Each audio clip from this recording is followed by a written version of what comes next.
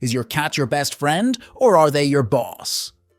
Many cat parents might like to think that we rule the roost, but many of us secretly live under the iron paw of their kitty and don't even realize it.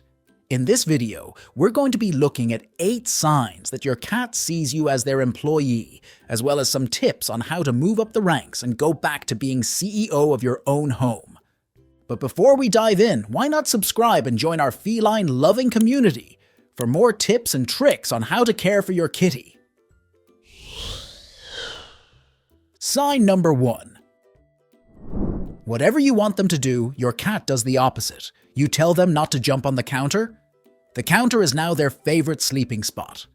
You tell them not to scratch the furniture. You no longer own any chairs that don't have claw marks. You say they can't have the treats. Professional art thieves put less effort into their most daring heists than your kitty will now put into trying to nab those treats. What can I do? First of all, be firm. Never punish or deliberately try to scare your cat, but don't give in to them either. If your cat jumps up on the counter or starts scratching at the furniture, tell them no, and then, if they keep going, pick them up and move them away.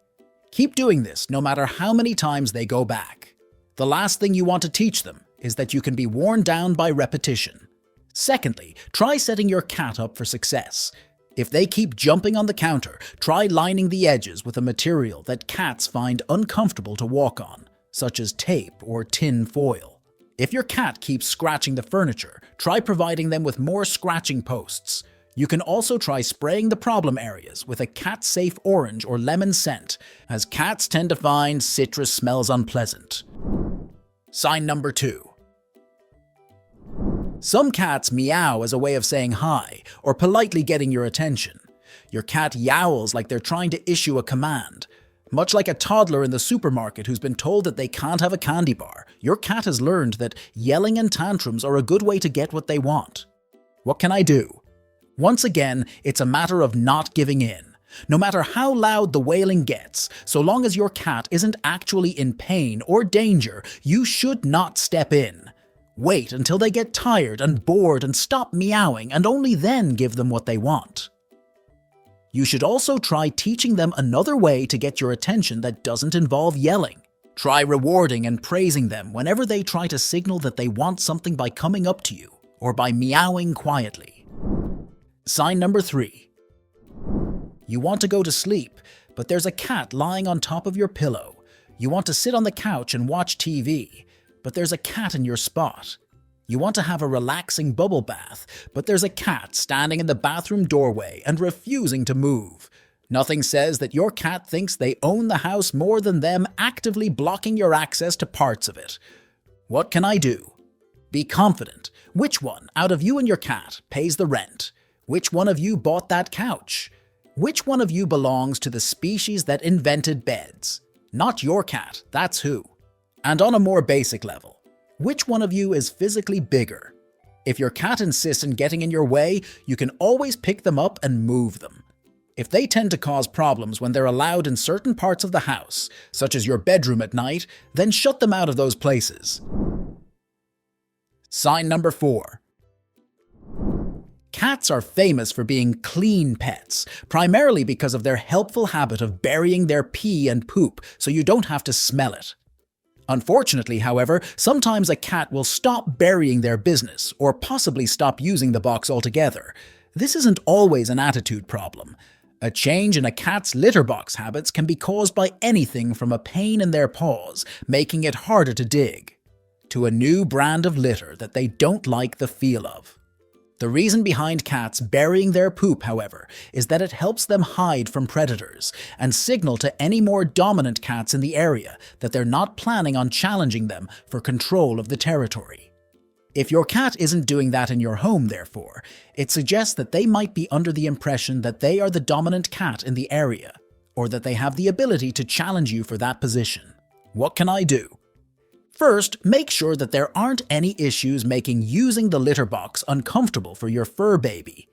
Watch to see if they are showing any signs of pain or distress, especially when using the box, and think back to when the behavior started to see if anything might have changed about the box or its surroundings.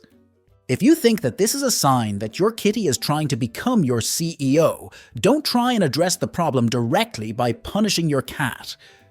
Instead, try to introduce new ways of re-establishing yourself as the dominant cat. Maybe try training your cat to do simple tricks, such as coming when called, using positive reinforcement to help them understand that it can be fun having you be in charge. Sign number 5. If looks could kill, then you'd probably be replacing the canned tuna on the menu for your kitty's next meal. A cat directly staring at you isn't always a sign of aggression. If they're looking at you with wide eyes and slowly blink when you catch their gaze, then that's just your cat's way of saying, "I love you." But if their eyes are narrowed and their gaze is fixed and unblinking, then that's your cat's way of trying to challenge you for dominance. Essentially, it's the feline equivalent of saying, "Come on if you think you're hard enough." What can I do? Never try to outstare your cat. If the situation escalates into further aggression, then you both lose, and it's your responsibility as the cat parent to help diffuse things. Instead, avert your gaze and take a few slow steps back from your cat in case they decide to lash out once you're a safe distance away, and then try distracting them with a fun toy. Your aim is to try and change the vibe of the interaction from potential fight to fun playtime. Sign number 6. Cats assert dominance over each other by scratching and biting. This can range from playful swipes to serious fights, but for us humans, who have fairly delicate skin, it's all the same. A cat who scratches and bites can easily become king or queen of the household, just because the people who should be in charge are too scared to go near them. What can I do? First, if you've been bitten or scratched by a cat and it broke the skin, then you should seek medical attention. Cats have nasty bacteria in their spit and on their claws, which means that cat scratches and bites are at high risk of infection. Scratching and biting are behaviors that should never be tolerated. A lot of people let their cats get away with this kind of thing when they're cute kittens who aren't capable of doing much damage, and are then surprised that their adult cat keeps it up. When your cat goes to scratch you, say "no" loudly and clap your hands to try and startle them out of it. At the same time, however, you should learn to recognize the signs that your cat is about to scratch or bite. Look for pinned back ears and a swishing tail, and listen for either hissing or a low, growling meow. Most cats won't scratch or bite except as a last resort, so if you back off before the situation escalates, you can save yourself some pain. You can also try to redirect your cat's excess energy by giving them something to play with that isn't your hand. Start including regular play sessions in your schedule. Finally, if your cat keeps being aggressive no matter what you do, you should try taking them to the vet. Aggression in cats can sometimes be caused by certain medical conditions, mental and physical, which can be treated with medication. For more help in building a positive relationship with your fur baby, check out this video on simple ways to boost your cat's happiness.